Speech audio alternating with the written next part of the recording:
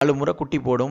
இப்போ புதுசா ஒரு குரூப் கிளம்பியிருக்கு. பூனை வளர்த்துனா வீட்டுக்கு ஆகாது, வாஸ்துக்கு ஆகாதுன்னு. அப்படிலாம் கிடையவே கிடையாது.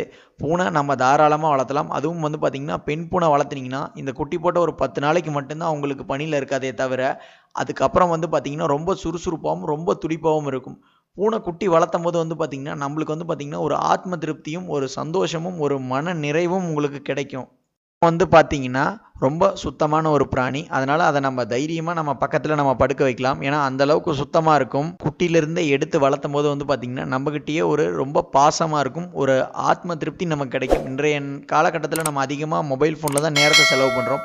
இதுல நம்ம நேரத்த செலவு பண்ணோம்னா, நமக்கு ஒரு மன நிறைவு கிடைக்கும். பூனையில வந்து பார்த்தீங்கன்னா, பல்வேறு வகையான நிறங்கள் இருக்கு. பூனை வளர்க்கணும்னு நினைக்கிறவங்க, சின்ன குட்டியா இப்ப நீங்க திரையில பார்த்துட்டு இருக்கிறத விடவே, சின்ன குட்டியா பால் குடிச்சிட்டு இருக்கும்போதே நீங்க எடுத்துட்டு போய், உங்ககிட்ட இருக்கிற பால குடுத்து நீங்க வளர்த்துனீங்கன்னா, உங்க இடத்துக்கு தகுந்த மாரி அது செட் ஆயிக்கும். அது அமைஞ்சுக்கும். கொஞ்சம் பெரிய பூனை